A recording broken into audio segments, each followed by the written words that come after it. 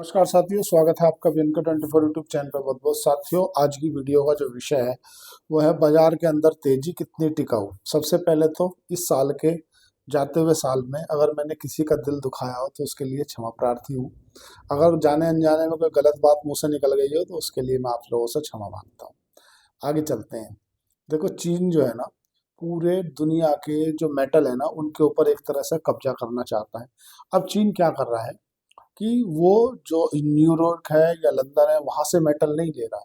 वो या तो जा रहा है तुम्हारा लेटिन अमेरिका और या जा रहा है तुम्हारा साउथ अफ्रीका, जहाँ पे इनकी माइनिंग होती है ना। अब डायरेक्ट चाइना वहीं से जाके डील कर रहा है। और इतना ही नहीं, चाइना किसी भी रेट पे कॉपर बाय कर रहा है, किसी भी रेट पे गोल्ड बाय कर रहा है, किसी भी रेट पे सिल्वर बाय कर रहा है। और बाय उसके पास 62% ऑलरेडी पहले से सिल्वर है। दरअसल चाइना चाहता क्या है?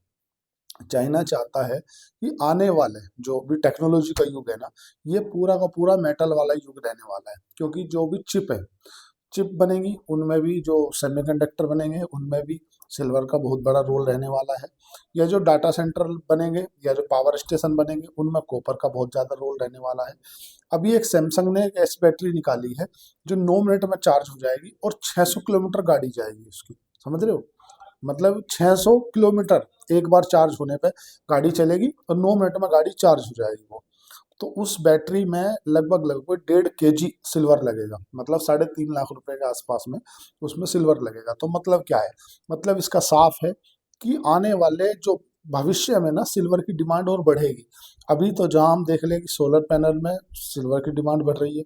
ये सोलर पैनल का ज़्यादातर जो चाइना मैन्युफैक्चरिंग करता है। अब आपको जानकर आश्चर्य होगा, मतलब एक बात बताता हूँ मैं। चीन ने अपने यहाँ सभी कंपनियों को जो निर्देश दिए हैं ना, जो चिप मैन्युफैक्चरिंग कंपनियां हैं उनको निर्देश दिए हैं कि ज़्यादातर मतलब 50% स्वदेशी आपको प्रोडक्ट लगाने इन चिपों के अंदर। क्यों चाइना ऐसा चाहता है? देखो, अभी आपने देखा होगा कि अमेरिका में जो चिप बनाने वाली कंपनी है एनवीडिया, एनवीडिया का जो मार्केट कैप है वो तो अलग विषय है कि भाई वो $5 ट्रिलियन का है। लेकिन बात यह है कि एनवीडिया ही चिप बनाती है, तो चाइना चाहता है कि इसमें अपनी भी मोनोपोली की जाए। और अरबों खरबों रुपए की सब्सिडी दे रहा है, मतलब पीएलआई स्कीम जो हम बोल रहे हैं ना, प्रोडक्शन लिंक इंसेंटिव। तो चीन जो है अपनी कंपनियों को बोल रहा है कि आपको 50% जो प्रोडक्ट है ना वो चाइना के लगाने इन चिप में। तो समझ रहे हो आप कि चीन का प्लान कितना लंबा है। चीन चाहता है कि पूरे विश्व पे जिस तरह से अभी रियल अर्थ मटेरियल पे चाइना ने एकाधिकार कर रखा है, मतलब है हमारे पास भी रियल अर्थ मटेरियल और सभी देशों के पास में है। लेकिन जो प्रोसेसिंग की पावर है ना वो केवल चीन के पास में है। जैसे जितनी भी आपने देखा होगा IOCL, BPCL, HPCL है ना, नायरा है, ये सारी कंपनियां तेल बेचती हैं। लेकिन उस तेल को जो रिफाइन करते हैं, जो क्रूड ऑयल हम बुलाते हैं किसी भी देश से, उस क्रूड ऑयल में से तुम्हारा डीजल बनता है, पेट्रोल बनता है, हवाई जहाज में डलने वाला तेल बनता है, क्रोसिन बनता है, कारकून बनता है। उसका रिफाइन कौन करता है? रिफाइन करने के लिए भारत में एक रिफाइनरी है जिसका नाम है जामनगर रिफाइनरी, जो कि अकेली रिलायंस होल्ड करता है। समझने की कोशिश करो कि चीन चाहता है इस तरह का एकाधिकार करना। इसीलिए उसने पूरे रियल अर्थ मटेरियल पर कब्जा कर रखा है। मतलब 80% जो चीन है ना वो पूरे के पूरे रियल अर्थ मटेरियल पर कब्जा करके रखा है। उनकी प्रोसेसिंग उसके हाथ में है।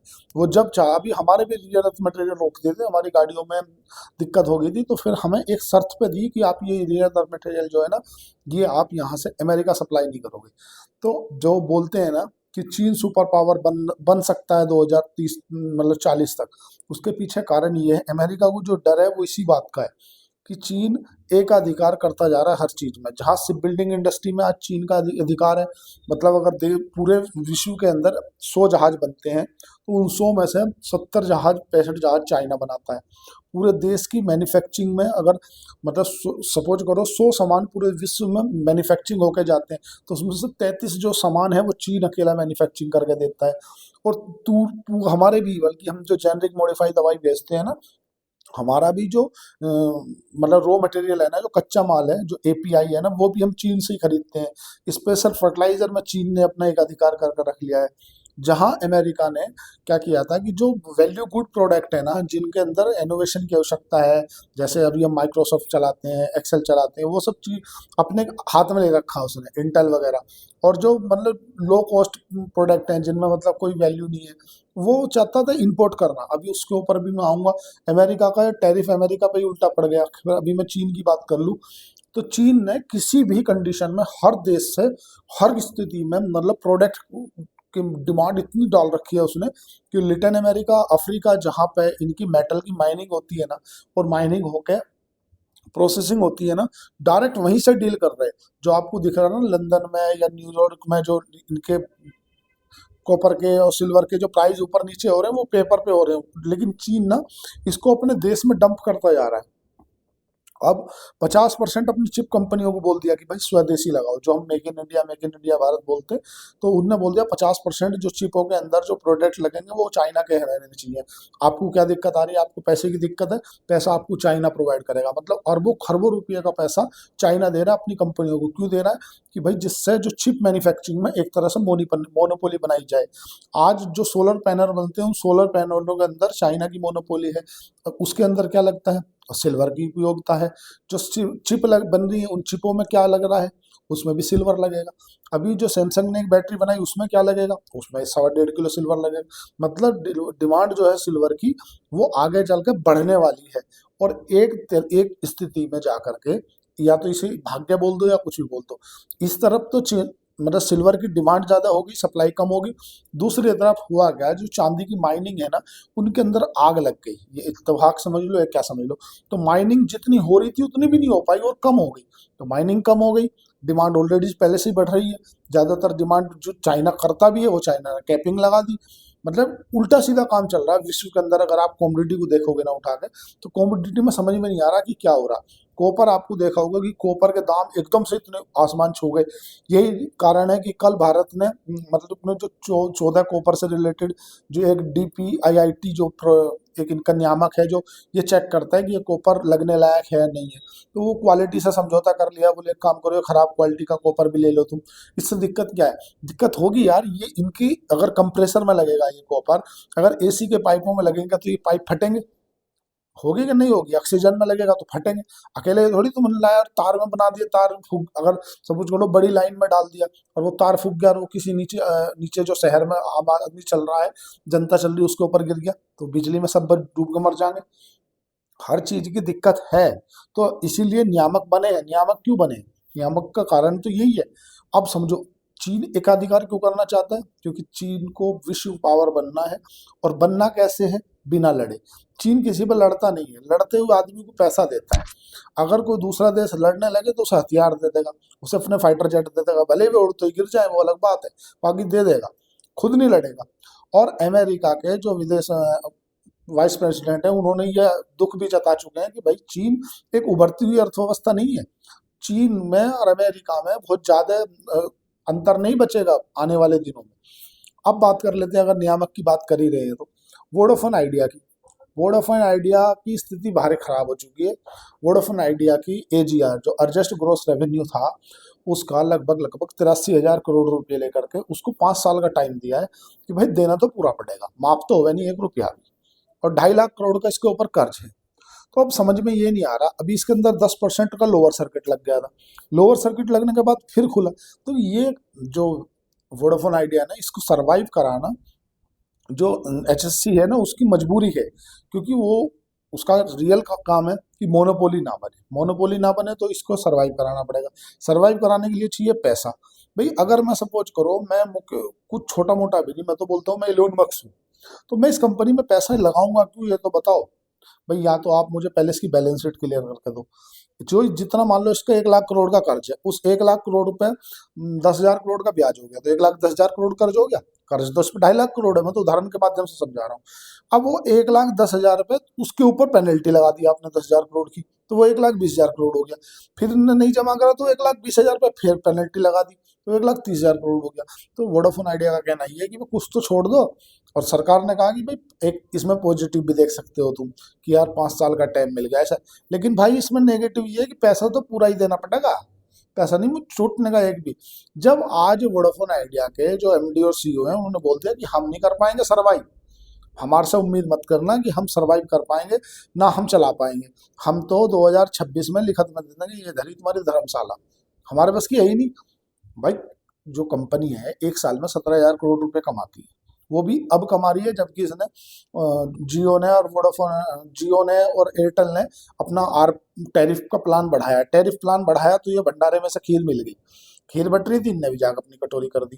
भाई अगर अकेला ये बोल देना वोडाफोन आइडिया कि अब से मैं अपना टैरिफ बढ़ाने जा रहा हूँ, तो भाई साहब मैं कह रहा हूँ कि अभी तो इनके 5 लाख जो ग्राहक हैं वो जा रहे हैं एक महीने में, एक ही महीने में इनका रिकॉर्ड टूट जाएगा, 1 करोड़ ग्राहक जाएंगे सीधे। क्यों? तो टैरिफ बढ़ाता है कौन? जियो या एयरटेल बढ़ाता है, तो इसके देखा देखी वो भी बढ़ा देता धीरे से अपना।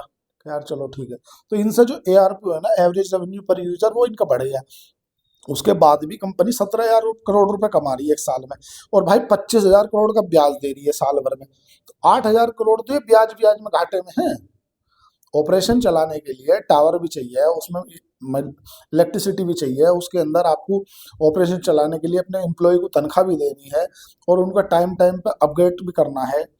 ऐसा ही थोड़ी है कि मैंने ऐसा समझो मैं साल भर में 1,70,000 रुपये कमाता हूँ, 1,70,000 रुपये कमाता हूँ, और मुझे साल भर का जो ब्याज देना है ना, जिनका मेरे पे कर्ज है वो 2.5 लाख रुपए देना है, तो मैं अगर पूरी कमाई भी उसे दे दूँ तो भी 80,000 तो मुझे कहीं और से ही ला के देने ना, उसका ब्याज। मूल की बात नहीं चल रही। तो मेरे घर में खर्चे नहीं है, इलेक्ट्रिसिटी खर्चा है, मुझे एम्प्लॉयों को पैसा भी देना है, समय समय पर वो अपने वेतन बढ़ाने की भी मांग करेंगे, जो मेरे टावर हैं उन्हें भी आगे पीछे करना पड़ेगा, कुछ उनकी मतलब मेंटेनेंस भी देखनी पड़ेगी, ये जो गाड़ियां चल रही उनका डीजल भी है, ऐसा थोड़ा ही है। तो भाई परिस्थिति बहुत खराब है। वोडाफोन आइडिया तो समझदार निवेशक लेते हैं, वोडाफोन आइडिया मैं कह रहा हूँ अगर वोडाफोन आइडिया 100 बेचेगा कोई जाकर, तो तब जाकर मुझे लग रहा कितने का, 10 रुपए का, तो हाँ, तो तब जाके ये मान के चलो एक भी एयरटेल नहीं आ पा रहा भाई। 10 रुपए का एक है, 100 बेचेगा तो 1,000 के, एयरटेल चल रहा 2,000 का, 2,200 का, मतलब 200 बेचने पड़ेंगे जब जाके एक एयरटेल आएगा। खैर वो चीज़ अलग है। आज हम शेयर बाजार पर बात कर लेते हैं। देखो आज जो शेयर बाजार के अंदर जो तेजी देखने के लिए मिली है, निफ्टी 190 पॉइंट चढ़ गया, सेंसेक्स तुम्हारा 500 कुछ पॉइंट चला है, और बैंक निफ्टी भी 328 पॉइंट चढ़ा है। मिड कैप स्मॉल कैप में भी बढ़िया तेजी देखने के लिए मिली। निफ्टी स्मॉल कैप 195 पॉइंट तेजी के साथ में बंद हुआ, लेकिन इसमें जो ज्यादातर मजा नहीं आया कि यार इतनी तेजी आ गई उसके बाद मजा क्यों नहीं आया। मजा इसलिए नहीं आया कि यार इसमें विदेशी संस्थागत निवेशकों की खरीदारी नहीं है। ये जो विदेशी संस्थागत निवेशकों ने 3597 करोड़ रुपए की बिकवाली करी है आज। आज जो आपको खरीदारी दिख रही है, जैसा कि कल मैंने अपनी वीडियो में बताया था कि कल अपनी एनएवी बढ़ाने के लिए जो डीआईआई है वे माल खरीदेंगे, वही हुआ है आज। 6542 करोड़ रुपए के आसपास में घरेलू संस्थागत निवेशकों ने अपनी खरीदारी करी है, इसीलिए बाजार के अंदर तेजी देखने के लिए मिली है। लेकिन कहीं ना कहीं अंत भला तो सब भला मतलब ये है कि देखो अभी परिस्थिति क्या है।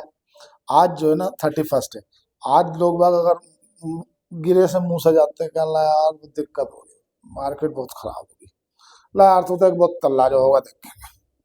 और अब मार्केट ऊपर है, वो भले ही जनरली होता क्या है कि जो जनवरी सीरीज है ना वो रहती ऐसी है मिली जुली, क्योंकि जो ज्यादातर एफआईआई है, जो ज्यादातर फंड मैनेजर है, वो अपनी पोजीशन को रोल ओवर करते हैं, बजट में क्या आ सकता है उसके ऊपर कैश में रहते हैं कि बजट किसके ऊपर ज्यादा फोकस कर रही है सरकार, है ना।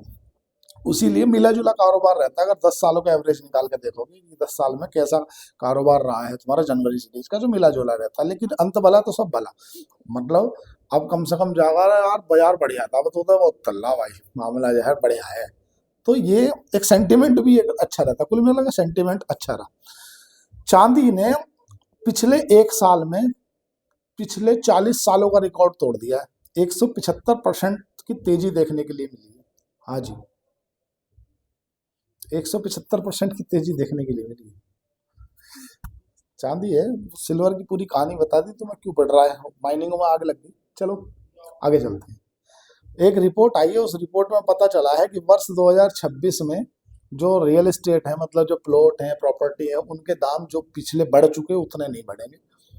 5% के आसपास बढ़ सकते हैं, लेकिन उतने नहीं बढ़ेंगे कि तुम सोचो कि आग हो जाएगी, बिल्कुल ऐसा नहीं होने वाला।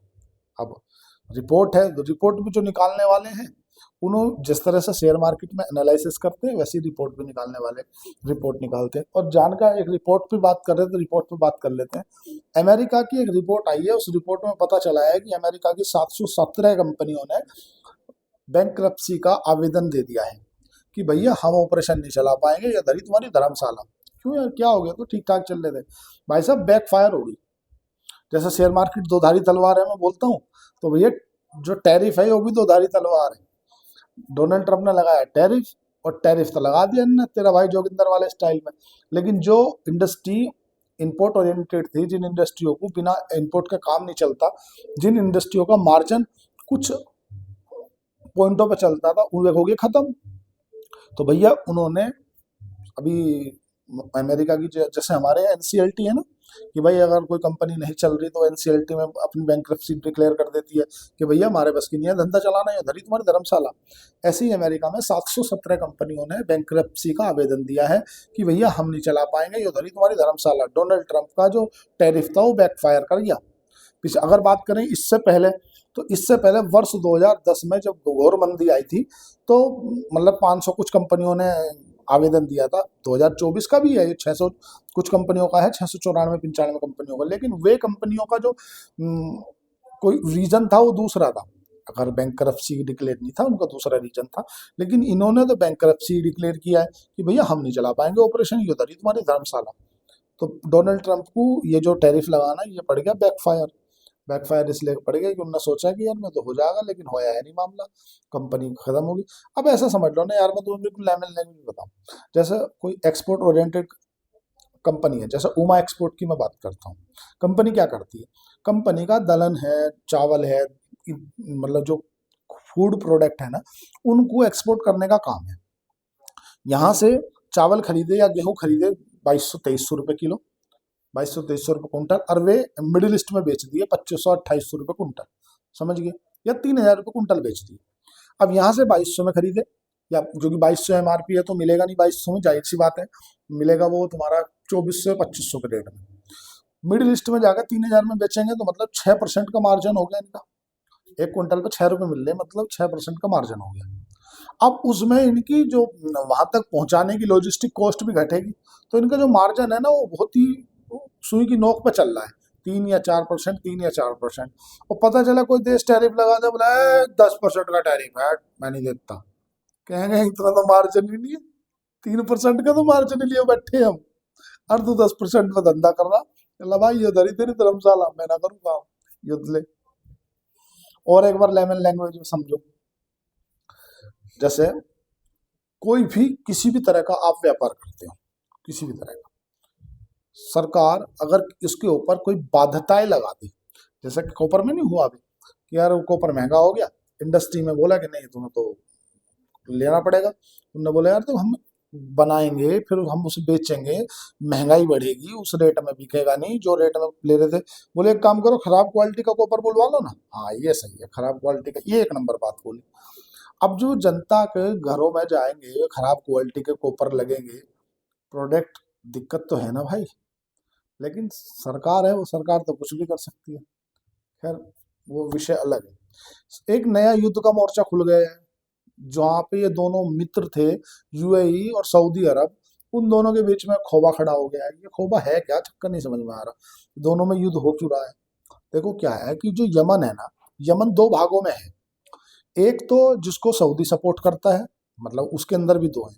तो जो पोर्ट है ना, जो यमन के अंदर जो पोर्ट है, जिस पे एक शिप को उड़ाया जिसमें हथियार जा रहे थे, सऊदी ने, उसने ये बोला है यूएई को कि ये जो हथियार है ये हमारी बिना परमिशन के जा रहे थे, और ये दूसरे गुट को समर्थन करने के लिए जा रहे थे। तो यूएई ने बोला है कि नहीं ऐसा कुछ नहीं है, इनका जो उपयोग था, ये जो वहाँ पे यमन में फोर्सेस हैं जो जिसको ये सपोर्ट करते हैं उसी के लिए लेके जा रहे थे। लेकिन परिस्थिति बनती नजर नहीं आ रही। यूएई को सऊदी अरब ने स्पष्ट बोल दिया है कि आप अपनी वहां से अपनी सेना बुला लो, और नहीं बुलाओगे तो हम देख लेना आपके जो है ना तेलों के जो कुएं हैं ना उनके ऊपर हमला करना चालू कर देंगे। तो यार इनका तो हिसाब किताब मुझे समझ में नहीं आता है। तो लड़ना ही है ना, तो जो है तो शांत बैठे थे बहुत दिन से। तो लड़ने के लिए तो हमने दो ही आदमी छोड़ रखे हैं, कि तो इजराइल है, इजराइल कहीं और खोपा खड़ा कर दे। और अगर इजराइल से मामला नहीं दबता तो फिर जो है ट्रंप कहते हैं हाँ भाई ये दे, ग्रीनलैंड का तू क्या करेगा, ये तो अमेरिका का। अरे वहां डोनाल्ड ट्रंप को जहां रियल अर्थ मटेरियल दिख जाए, जहां डोनाल्ड ट्रंप को बड़े बड़े मतलब कुछ बढ़िया माल दिख जाए, वहीं वो उसका हो जाए। ग्रीनलैंड में वो कह दो तेरा नहीं है, चल बाहर निकल, ये तुम्हारा और हमारी आत्मनिर्भरता के लिए जरूरी है। वेनेजुएला में सबसे ज्यादा तेल है, उन्होंने कहा था "ओए, राष्ट्रपति को निकल जाइए, छोड़ के मेरा आयो तेरा नहीं है"। लुट पिटवा दिया यूक्रेन को, और यूक्रेन पे इतना हिसाब किताब दे दिया, कहने लगा पैसे वैसे का कैसे करेगा, कहने लगा जी पैसे तो है नहीं, कहला है नहीं, ये इतना रियल अर्थ मटेरियल है, इधर दे दे, अन्य मैं ना करूँ सपोर्ट, कहना ले ले करो काम, निपटाओ इसे भी किससे। तो डोनाल्ड ट्रंप का हिसाब ही अलग है, और मने जो देश उसकी ना माने उसे वो फिर अलग से। भाई भारत की वो चिल क्यों करता है, क्योंकि उसे चीन को काउंटर करना है।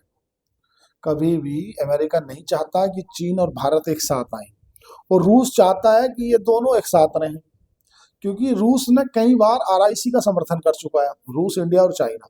रूस बोलता है यार हम तीनों भाई एक साथ रहेंगे, और फिर दुनिया में किसी की ताकत नहीं है कोई बोल जा। क्यों? उसका कारण है, रूस का बिगड़ैल बच्चा है कौन, नॉर्थ कोरिया। भाई बहुत दिन से खबर नहीं आ रही, वो हाल बटन बटन दबा दे, हाँ भाई कौन सा बोल रहा, धरी ये बटन दबाऊं क्या, ये यो धरा। एक तो वो, दूसरा पाकिस्तान की हम गिनती नहीं करेंगे, पाकिस्तान कटोरे में जो उनसे ज्यादा सब्जी डाल देगा उसकी तरफ चला जाता हूँ। अभी तुर्की के साथ में कर रहा था, उन्होंने लीबिया को सपोर्ट कर दिया कि मैं लीबिया को हथियार बेचूंगा। अरे भाई तेरा खुद का तो गुजारा हो नहीं रहा, तू लीबिया क्यों हथियार बेचेगा है। बस पूछो ना, वो तो उस पाकिस्तान की जो नेवी है ना, सबमरीन वो आ रही थी, अभी ये चीज खबरों में नहीं है, मतलब बांग्लादेश का सपोर्ट करने के लिए भारतीय नेवी ने मार गिरा के फेंट करा थे, इनका गुना चाहिए कालता दूंगा।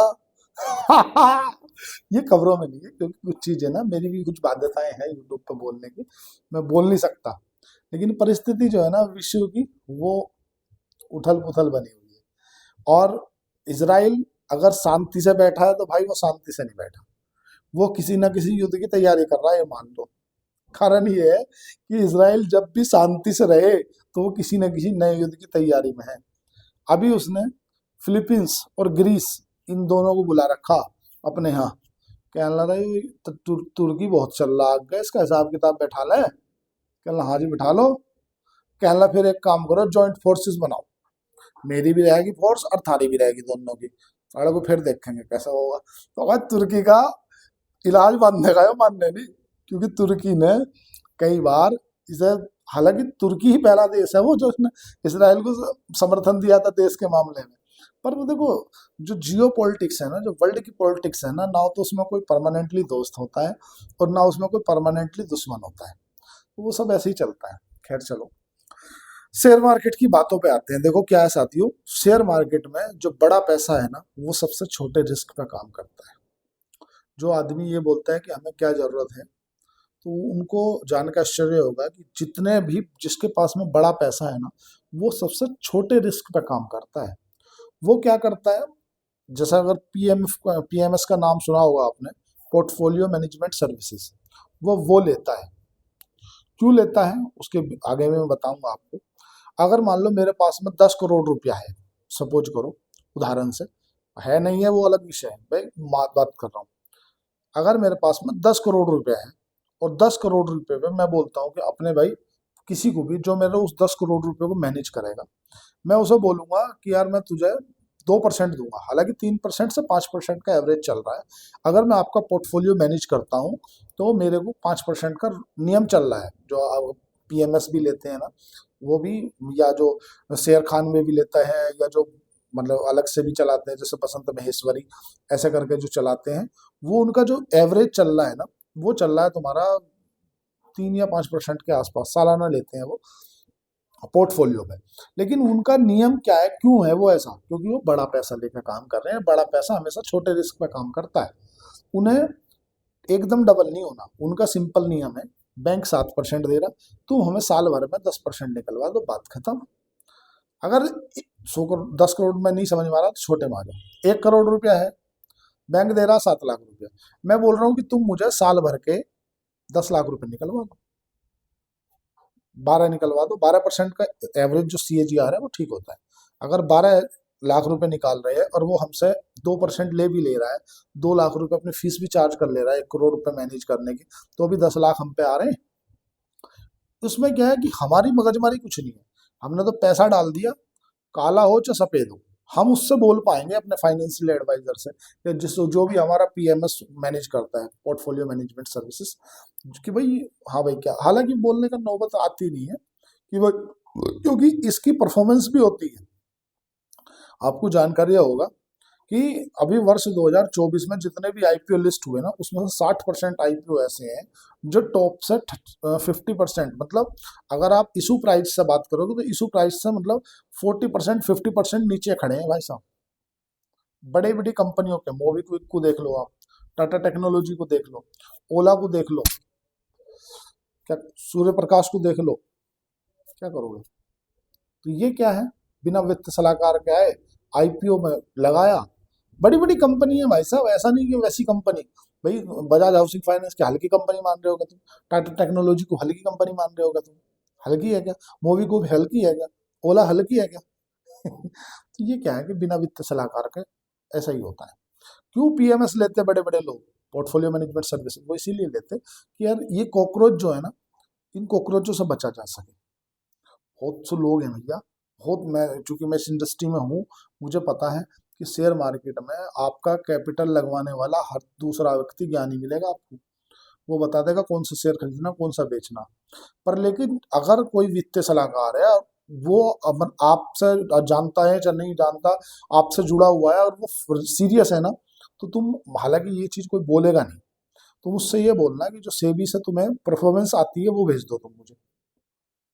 सेबी से जो परफॉर्मेंस आती है तुम वो भेज दो, भेजेगा ही नहीं, बोल देगा लगाना तो लगा ले, नहीं वो रियल पता चल जाता ना कि तुम क्या हो। चलो शुरू, वो अलग चीज है।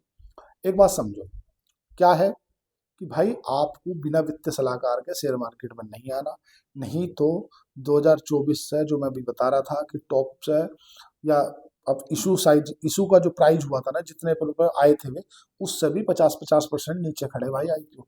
कोई IPO देते हैं तो वो IPO शुरू में उनकी बैलेंस शीट ऐसी सुधर जाती है कि यार ऐसा लगता है कि ये IPO भविष्य का मल्टीबैगर है, और बाद में जब 1-2 क्वार्टर का रिजल्ट चला जाता है तब समझ में आता है कि यार ये है क्या, ये तो मामला कुछ और ही फंस गया दिखे हमें। बहुत से लोग डिविडेंड के चक्कर में फंस जाते हैं। जो मैं कह रहा हूँ, अगर कोई वित्तीय सलाहकार है और वो किसी कंपनी का डिविडेंड दिलवा रहा है या किसी की कर रहा, तो ये समझ लो कि वो अगर लार्ज कैप की कंपनी उठवा रहा है ना तुम्हें, तो ये समझ लो कि तुम्हारा हित सोच रहा। और अगर वो मतलब झिंगा लाला टाइप की कंपनी कर ले, फंसवा होगा, ये 1000-2000 के चक्कर में लाख 50,000 रुपए की लंका लगेगी। मैं सिंपल बोल रहा हूँ, बिना फाइनेंशियल एडवाइजर के मार्केट में मत आओ। शेयर मार्केट है तो धारी तलवार, आगे भी चलती है पीछे भी चलती है। वीडियो लंबी हो गई, तो आज के लिए इतना ही। आज की वीडियो को विराम देना चाहूँगा। गए इस जाते हुए साल में, वर्ष 2025 में अगर किसी का दिल दुखाया हो तो उसके लिए मैं क्षमा चाहूँगा। आज के लिए इतना ही। चैनल को लाइक करें, सब्सक्राइब करें, कमेंट करें, और जो भी क्वेरी हो सब कमेंट बॉक्स में जाके पिन करें, क्योंकि जो भी नया कोई वीडियो देखने आता है वो पहले जाके कमेंट बॉक्स चेक करता है। वो कमेंट बॉक्स सही डिसाइड करता है कि भाई वीडियो देखनी है कि नहीं देखनी। तो जो भी वीडियो देखते हो, भले ही कुछ भी अगर आपको वो रहे, तो अपनी क्वेरी उसमें डाला करो कमेंट बॉक्स में, ठीक है? धन्यवाद, थैंक यू।